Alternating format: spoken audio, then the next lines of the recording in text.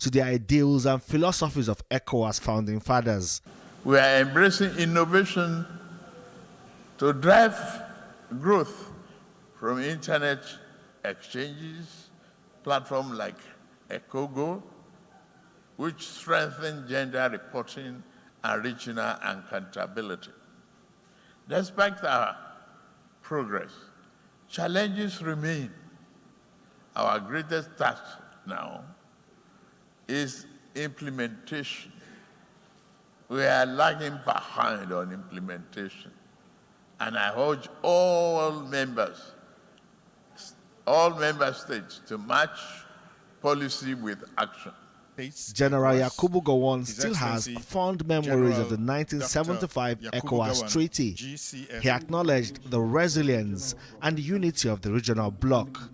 I can assure you, this was the view since when we started it. Yes, there are military, there are other democratic government, but the military are making sure that we do things democratically, but militarily democratically.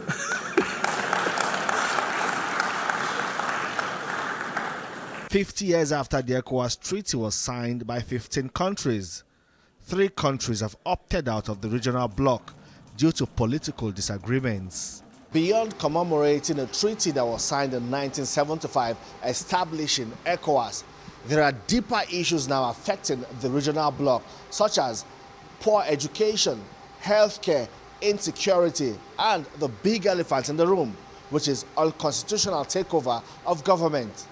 The regional bloc will have to deal with these issues affecting cooperation and integration in West Africa. Femi Akonde, TVC News, Lagos. Now, the National Secretary of the People's Democratic Party, Samuel Anyanwu, is insisting the party never held a NEC meeting.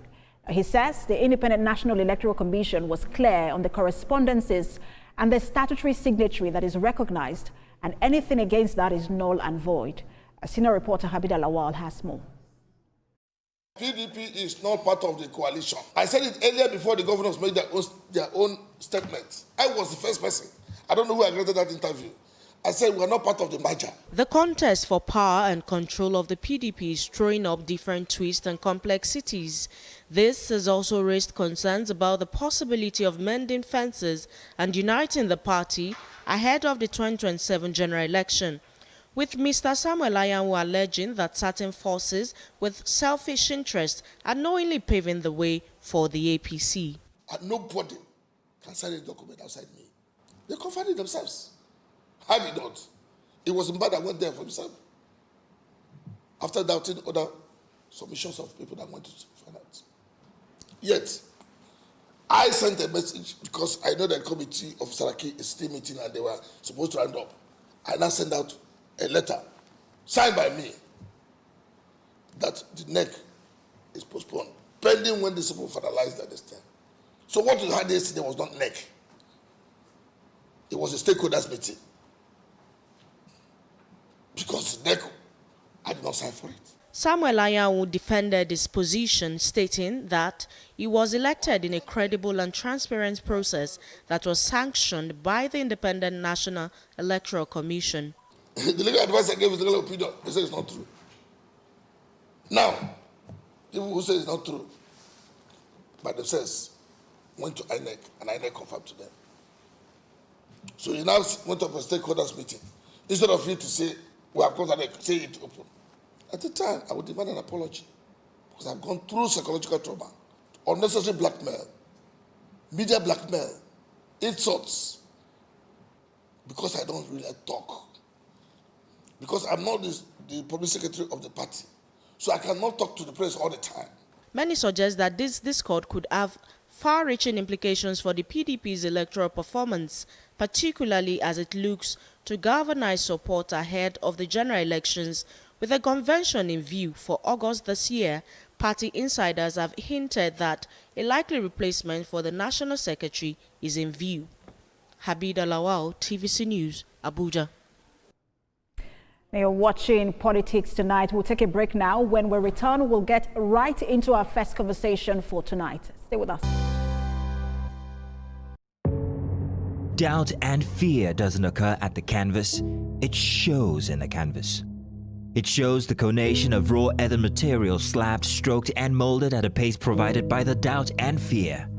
Every move way in the struggle of one to the other, merging the past to the present, brushstrokes of colors seen but not known. For when the wailing stops, the pieces settle down in abject beauty erected for a century of a century. Speaking, advocating, protesting as the arts are meant to be.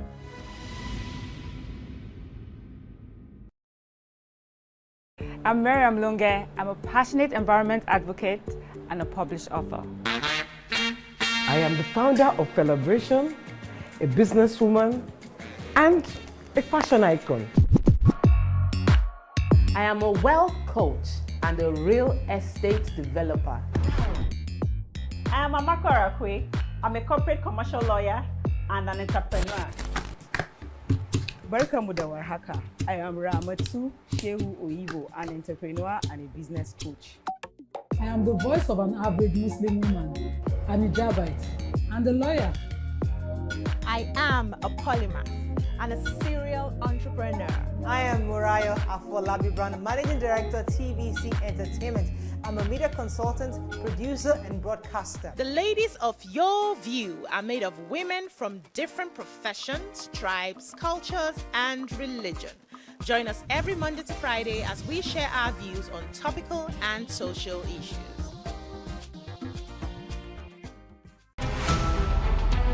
Every major news story is with many perspectives and layered with different levels of impact. Hello. What time did this happen? We will be right there.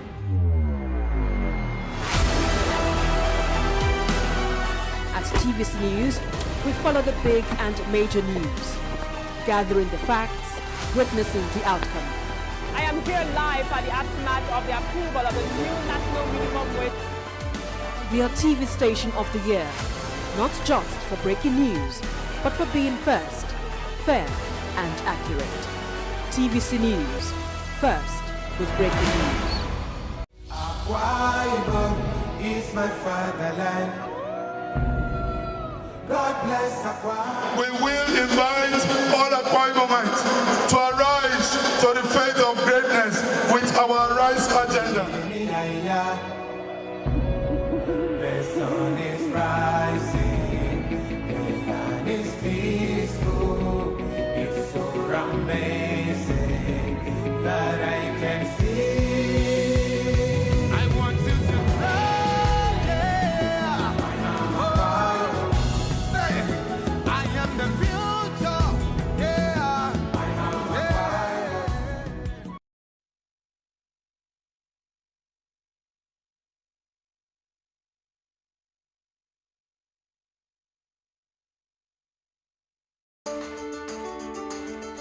There is always more to a story than the screaming headline. The part of a story that is not told casts a shadow. It's like the part of an object that is not reached by light. On TVC News, I'm able to explore the many angles there are to a story, talking to stakeholders, asking the difficult questions, and digging for facts. I believe the viewers are able to make a better decision if they're well informed and understand not just a part, but the complete story. TVC News, first with breaking news. TVC News Weekend Lineup. TVC Breakfast Saturday with Kemi Fola Adeyemo and Emmanuel Ajayi. Political Standpoint with Precious Amayo. Newsweek with Mark Otabo. Politics and Sunday with Femi Akonde. Community Forum with Sarah Yeku. Get ready for the biggest stories, fresh perspectives, and burning news discussions that round up the weekend. Only on TVC News. Welcome back, everyone. You're watching Politics Tonight. When President Bola Tinubu assumed office in May 2023, one of the sectors he promised to increase productivity was agriculture, thereby increasing food security. Now, 2 years into his first term, the country is still facing food crisis. Insecurity in rural areas, particularly in food-producing states, continue to disrupt agricultural activities. Additionally, extreme weather, including heat waves, droughts, and floods, has also made food production increasingly challenging nationwide. But recently, the government rolled out new policies and initiatives to increase food production, drive down prices, and tackle the cost of living crisis. However, Nigerians wonder whether the price hikes can be reversed, as a hope of relief lies there. Now, with this in mind, let's speak with the National Coordinator of Nigeria Cotton Society, Ololade Adeneye. She joins me live in our Lagos studio. Good to have you join us. Good evening. Thank you for having me. Good evening. Good evening. So you are you're a major stakeholder in the cotton industry, which is also in the agricultural industry. So I want to begin with a promise that the president made in 2023, which is to revamp the agricultural sector and then boost food security. How well will you say that this administration has fared in that regard? Thank you. First of all, I'll say that, we've come a long way. Nigeria's come a long way in terms of our economy, agriculture, government in, government out. They've been trying different interventions, but I've been working with the government for quite some time, not just this government, even the past administration. I was a prime anchor under the Anchor Borrower Scheme for Central Bank.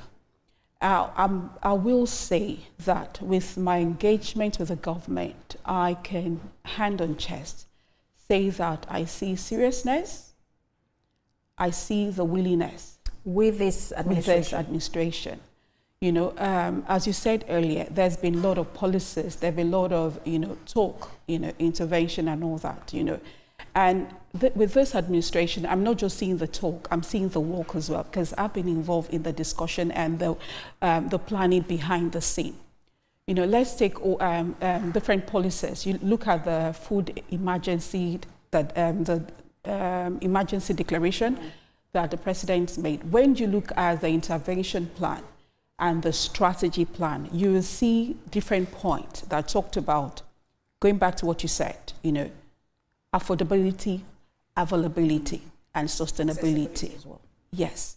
That sustainability makes a whole lot of difference. What we have now is a plan that takes us from where we need to start from to get our result in a sustainable manner. There are a lot of things that we were doing wrong when it comes to agriculture.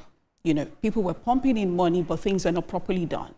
What this government is doing now is to do it the right way, in a way that is sustainable. And let me come in there, because you mentioned that you were prime anchor for the Anchor Borrowers program, and that program will understand that a lot of money, you've talked about pumping in money, a lot of money was put in, but there was no commensurate result. Was that your experience, and how is this administration bridging that funding gap? Thank you. That's exactly what I'm trying to say now. The past administration tried. The Anchor Borrower had the good and the bad side, because I was part of it. The good side wasn't really properly talked about. The bad side, people talk about that. One of the things I think failed the Anchor Borrower was there was no proper monitoring. But in this government, they are doing that. When we go back to how it should be done, we talked about irrigation, water management, soil analysis, soil assessment, and all those things, monitoring and evaluation. If you don't have that in agriculture, you cannot succeed. Now, the government has declared that state of emergency, and they have put all these things in place, working with different agencies and different ministries, the water ministry, irrigation and all that. It is even now that I understand there's even grants for irrigation. So all those things has to be put in place, for you to have sustainable agriculture. When you go into the farm to plant and you don't understand your soil type, you don't understand if this kind of seed, this soil grows this kind of crop, you plant and you get nothing out. They say, oh, this thing is not working. It's working, we're not doing things properly. So that's what I'm getting from this administration now. What we're not talking about, the conversation is not about just going into the field and plant. The conversation is about doing this properly for availability, affordability, sustainability and easy access. Easy access for the farmers. The real farmers now, should have access to funds. We're having conversation as well, the private sector coming together with the public sector. You can't leave the government, when it comes, they make the policy. You can't leave them to say, okay, you made a policy, then let's go home and stay down. No, we're not going to do that. We have to engage them. And what this government is doing is they're opening up that conversation. For example, I've had several meetings with the Minister of State for Industry, Senator John Enna. We've had several meetings, several stakeholders meetings, several engagement on how this should be done properly. He has asked a lot of questions. We've told him things. And, when you talk to them, so they're also trying to get feedback from stakeholders. Yes, they're getting that from stakeholders. We have to, when you do things that, you're not done properly, that's where you start from. So what did we do wrong? How should we go forward? So there's that engagement, and there's that open door for the private sector that understand how this should be done to come in and talk. So for me, I'll say that I see they're not just making policy. The Nigerian First policy, that gladdens my heart. There's blessing in the chaos. We only have to give our chaos time, and be patient with the chaos and systematically turn that into a blessing. You talked about the monitoring mechanism that was not missing or absent in the previous administration, but now it's there in this administration. What are some of the mechanisms they've put in place, especially when you have given money or there is money involved, and then people are responsible for that? A lot of times what Nigerians hear is this is going to happen, but it really doesn't trickle down to those who actually need it. So what are the monitoring mechanisms in place? Okay. The first thing is the stakeholders' engagement. Whatever policy is made has to touch the grassroots. You can't touch the grassroots without having that stakeholders' engagement and the feedback. So as I told you, we're having that conversation. They're having the stakeholders' engagement. We're getting the feedback. We now identify the areas that things were not properly done, and we're putting measures in place. The government are putting measures. Okay, let me give you an example. Look at the University of Agriculture. They're not doing what they should be doing. They should be engaged. For example, extension services. They should provide that. It wasn't properly provided in the last administration. But now we're engaging them. So what they're doing now is that they're not sitting down. They're having that conversation. They're engaging the right people that should be engaged. We're ticking the boxes. Why did this happen? Who are the people that should make this happen? Get in touch with them, call them, put a plan together. We have the roadmap. Let's work towards the roadmap. So we're setting for me, I'm talking about my engagements now, They're setting the roadmap with the milestones, with activities, Now back to the private sector. I told you they're engaging the private sector. The private sector now are saying, these are the things you've promised. These are the things we are made to do. So back to what I said, because we have a government that are listening and they showing the willingness, to do things right. They are calling on towards the private sector to work with them. So that's what it is. So that's where you have the monitoring, accountability, holding people responsible. This happened, you are the one meant to fill in this gap. We hold you responsible. And let's get to your own sector. One of the things that really would deter anybody from starting a business, especially when it has to do with manufacturing in this country, would be raw materials. And then even though we have those raw materials, they are not, we don't produce in quantity. And then the little that is available would be quite expensive. Now, I know that you are in the cotton industry, and we know that, look, our production is quite lower than our actual potential. And I just wanted to ask you how this government is engaging in that regard, because when you look at the world today, even in Africa, we're not even top 5, and we have a lot of potential. Thank you. I say this all the time. For one, I'm tired of talking about the potential. We've talked about potential for too long. We should start moving into this should be our reality. What you said is very true. When you look at the world index, the cotton world index, our place is filled up by some other countries, right?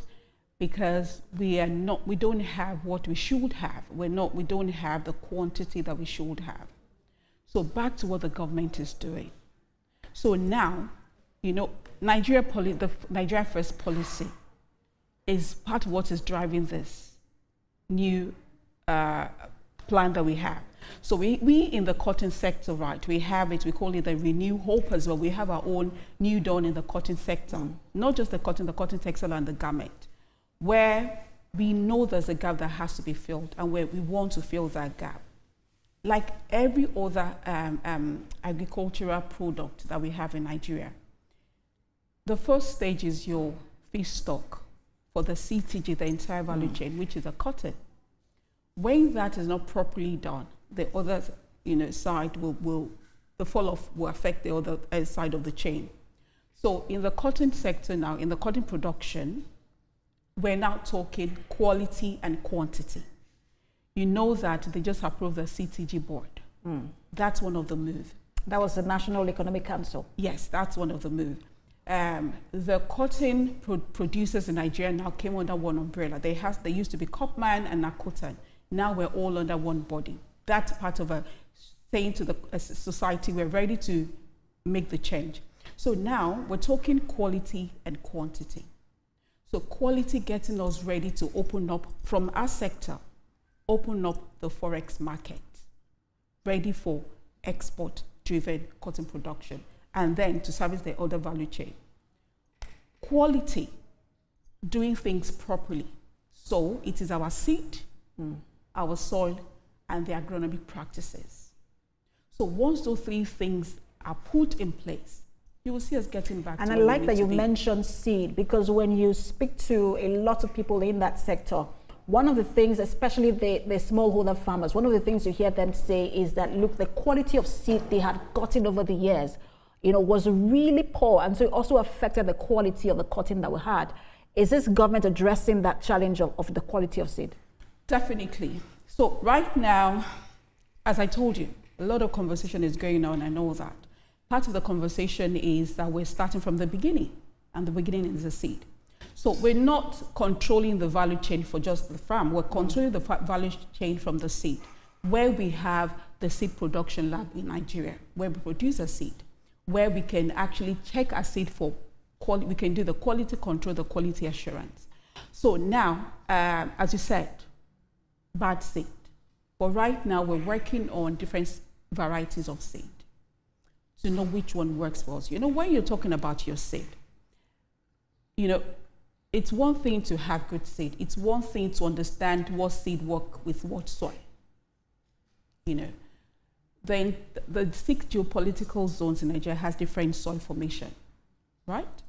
So what we're doing is, with all the varieties of seed that we're working towards now, we're working with all the seed production agencies, we're working with the University of Agriculture, we're working with the Brazilian team as well to make sure that we get this right.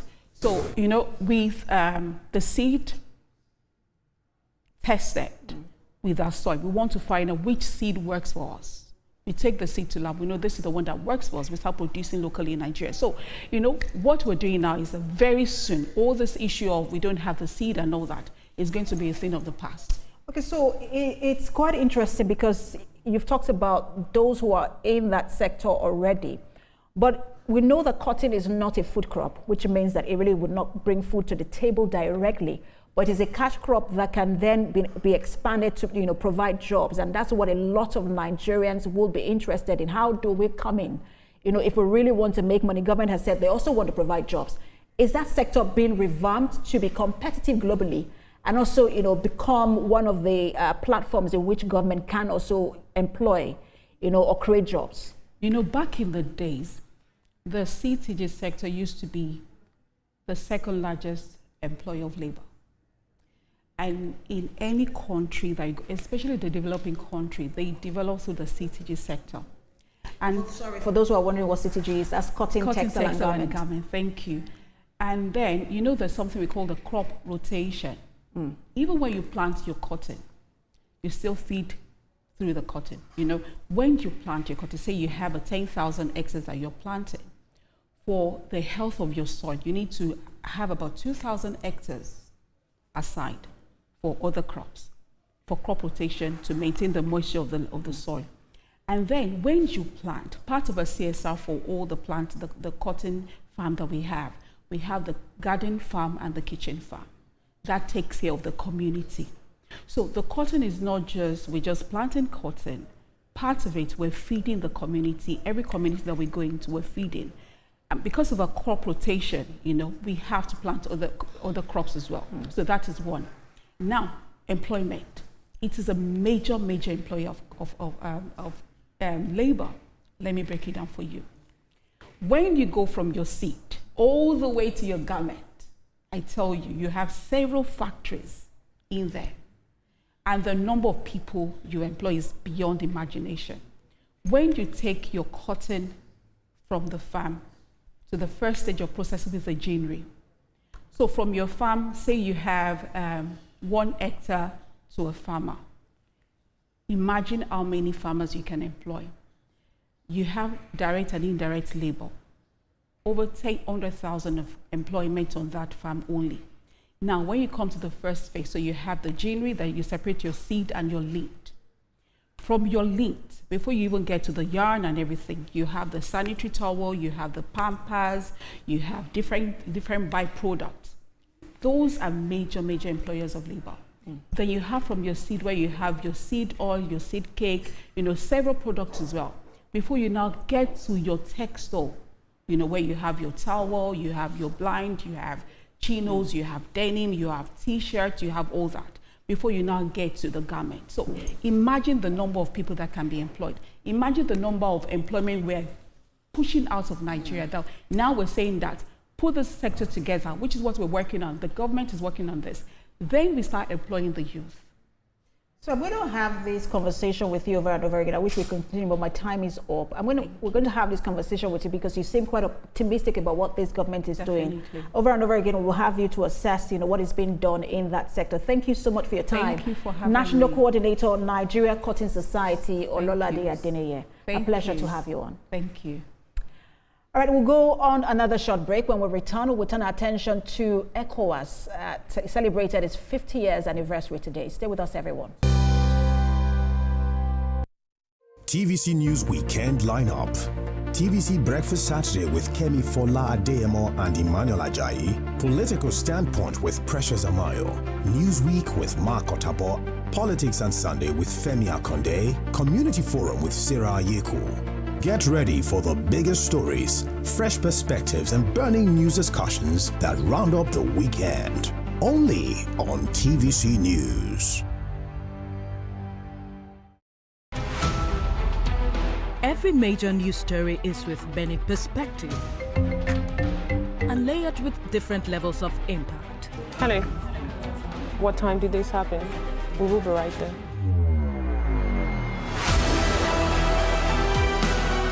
At TVC News, we follow the big and major news, gathering the facts, witnessing the outcome. I am here live at the aftermath of the approval of the new national minimum wage. We are TV Station of the Year, not just for breaking news, but for being first, fair and accurate. TVC News, first with breaking news.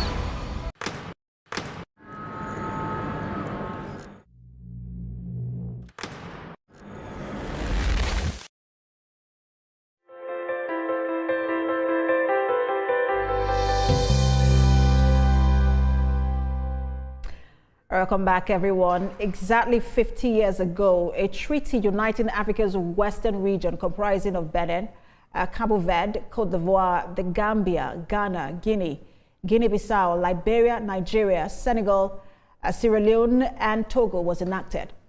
Guided by fundamental principles as stated in Article 3 of the ECOWAS Treaty, the body pledged to be bounded by equality and interdependence of member states, interstate cooperation, harmonization of policies, an integration of programs, a peaceful settlement of disputes among member states, trade and economic viability, just to mention a few. 50 years after, has the body achieved its goal? Tonight, we will explore this as well as other issues plaguing the body. I'm now being joined by former Nigerian ambassador to Burundi, Ambassador Elijah Oyangba. Good evening, Ambassador. Thank you so much for joining us. Good evening, and it's my pleasure being in your studio. All right, so how would you assess ECOWAS at 50 when you look at it vis-a-vis its stated objectives in 1975? First, thank you very much, and good evening, Nigerians. It's been a very interesting journey over the last 50 years for ECOWAS. Like you mentioned, it commenced exactly this day 50 years ago in what they referred to at the time as the Lagos Treaty, bringing together 15 member nation states. And if you look at what has happened, there has been a lot of progress that has happened on a couple of fronts. There has also been a lot of improvements in terms of the dynamics of the relations over the years. There has also been some challenges as well, because post-1975, what we began to see was that they were very clear in terms of the first agenda, which has to do with protocol, the ECOWAS protocol on the free movement of goods and services, where it was agreed that citizens of member nation states can actually crisscross one another. And that also followed by the trade liberalization agreement of what you refer to as the ELTS. And in the first 10 to 15 years of ECOWAS existence, they were very strong on these issues. Subsequently, there was also issues relating to security, and that was sometime in 1990, if I have to analyze maybe the next second 25 years of ECOWAS, where we began to have challenges with respect to wars, where ECOWAS had to set up the ECOMOG at the time, and sent in these troops to help quell the challenge we had in Liberia at the time. And of course, in 1997, I think another civil war that also took place in Sierra Leone. And then there has also been involvement in issues relating to managing our diplomatic relations. And that by that, I mean ECOWAS setting up a mechanism for for mediation, for peacekeeping and for conflict resolution. And that also led to improving our institutional framework. And that's where we did set up the ECOWAS Commission, like we have the headquarters in Abuja here, the ECOWAS Parliament, as well as the ECOWAS, Court of Justice that could also look into certain legal issues as well. So the major challenge you can see has also to deal with the coup d'etat, and of course the latest pullout of the ECOWAS, by the Sahel states of Niger, Mali, and Burkina Faso. That Ambassador, we'll get to that shortly, because the only surviving president who was there in 1975 also did speak to how that sort of cast a shadow. That's General Gowon also, also sort of spoke to how that cast a shadow on the celebration. But I want to talk about the success of ECOWAS in comparison to other regional blocs. When you look at SADC and the EAC, for example, they do not have the kind of structure and that level of integration that ECOWAS has. Why has ECOWAS been more successful than other regional blocs in the continent? Well, all right, so yes, I'm told I have to put you on hold. We're going to take a break, and then return. You would speak to that question. Stay with us, everyone.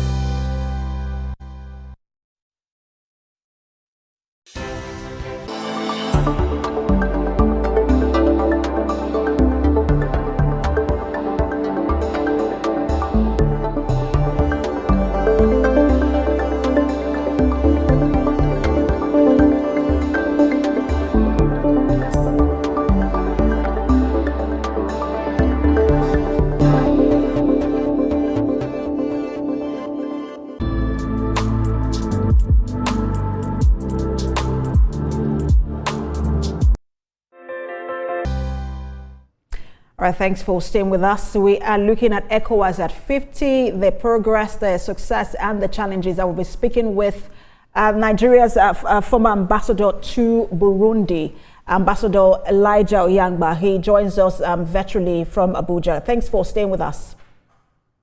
Thank you very much. So just before that break, I wanted you to speak to why you think that the ECOWAS is more successful compared to other regional blocs in the continent.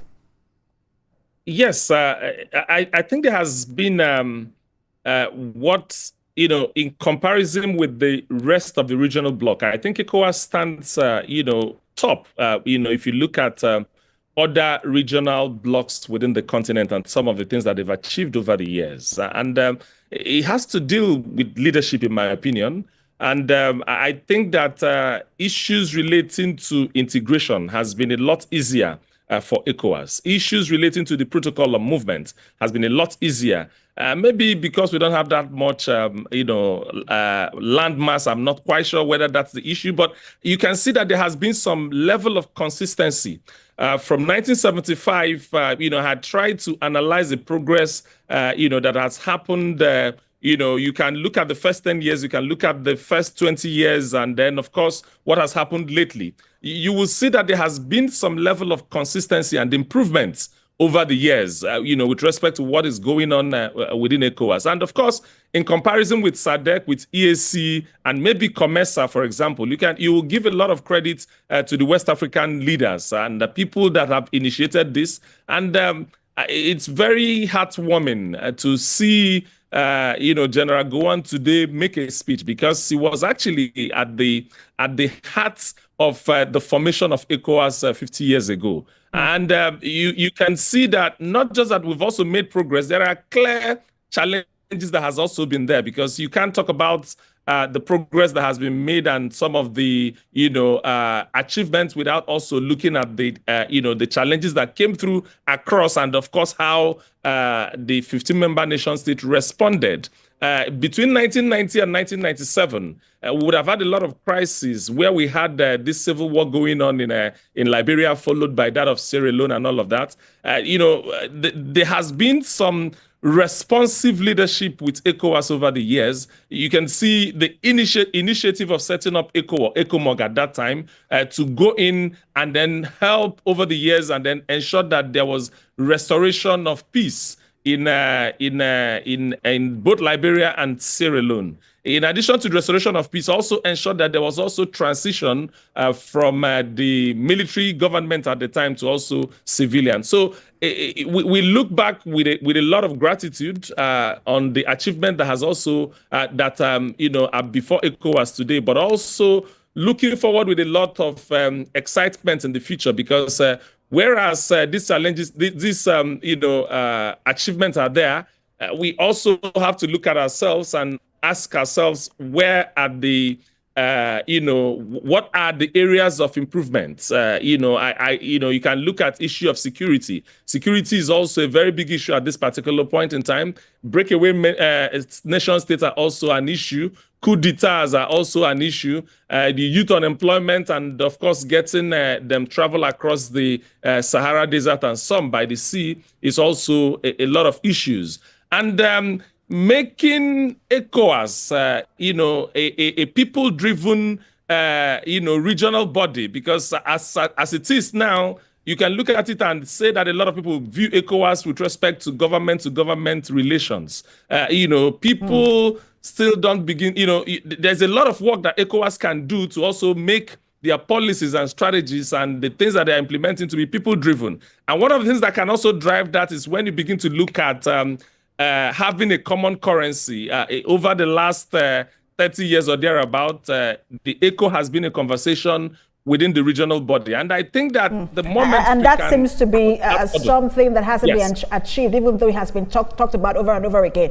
But I wanted to stay on the issue, we'll get to that shortly, but just on the issue of Burkina Faso, Mali, and Niger. You've talked about ECOMOG, which was one of the conflict resolution mechanism of ECOWAS in the past, but things seem to be quite different now. Is ECOWAS losing its clout and bite in terms of how it resolves conflicts, in the region? I don't think, challenges differ from time to time. What is going on now? Don't forget that this is a continent that the Europeans sat down in Berlin and just balkanized and gave some to Germany, gave some to Belgium, gave some to the British, gave some to France and all of that. Incidentally, about 8 out of these original 15 member states are actually colonized by France. And there has been a lot of issues going on in terms of conversation and in terms of exploitation of the continent, of course, by extension, or particularly the region. These issues are there, but do not forget that even with those issues, there has been progress, and unfortunately, like you had the speakers, they talk about the fact that coup d'etat became a direct response to maybe poor leadership or exploitation, external exploitation or influence in some of these member nation states. Of course, they are sovereign nations. They have their issues. They are dealing with them and all of that. We have followed what has happened in the last 2 years with Niger first, and then Mali as well as Burkina Faso. The military coming in to say, they are unhappy with what is going on with the leadership within the continent. Of course, the rest of ECOWAS responded by, sanctioning them as a result of the military involvement. They also responded back by saying that the rest of the member nation states didn't trust them or didn't, see things from their own point of view. We quite understand, but the president, being the leader of ECOWAS, was very clear in terms of how he wanted to drive his foreign policy agenda. It was about democracy. It was about big support for democratically elected government. And the position at the time was that no matter the challenges you face, there must be an internal democratic means of ensuring that these issues are addressed other than just the military involvement. We are in a very difficult situation at this point in time, particularly as it relates to them. But I see it as an ego issue. I see it as military dictatorship doing what they know how best to do, which is basically to offer their own solution. But at the end of the day, you also begin to see that some of the things that they are doing is actually not right, because that means that there will be suppression of opinion. That means that the media is not free. There's just quite a lot. That means that. But unfortunately, Ambassador, you say that because. Yes. You have an idea of how democracy works, but on this continent, for a lot of people who feel that they have been deprived by leadership, some of these military leaders are becoming superstars in their eyes. And I just wanted to, get your reaction to what the General Yakubu Gowon offered as a solution. He said, and I'm quoting him, if what it takes is to add another S to become ECOWAS, which is the Economic Community of West African States and Sahel, then so be it. Is that the way to go in terms of further engagement with these breakaway countries? Well, what has happened is that engagement has never stopped since they pulled out of ECOWAS. I have followed this, particularly with the president at the helm of affairs of ECOWAS. Engagement has been on, and even the protocol basically says that 1 year after you give a notice of pullout, that it also comes into effect. ECOWAS, on their own part, has also extended, by another 6 months, hoping, that there will be a lot of progress that will be made within this period. And if it means adding Sahel to it, that's fine, so long as the breakaway states will understand that Sahel now means that it is now the 3 countries joining together as one, no longer 3 presidents. So maybe we are looking at a situation where 15 member nation states will come down to 14 because Niger, Mali, and Burkina Faso, it means that the Sahel can come as single body. But if they still even want to come as independent countries, there will always be, this problem is a diplomatic problem, and diplomatic problem also requires diplomatic solutions. I believe that the only way to resolve this is to get back to engagement, which is what is going on now. At some point, the engagement was led by the president of Senegal.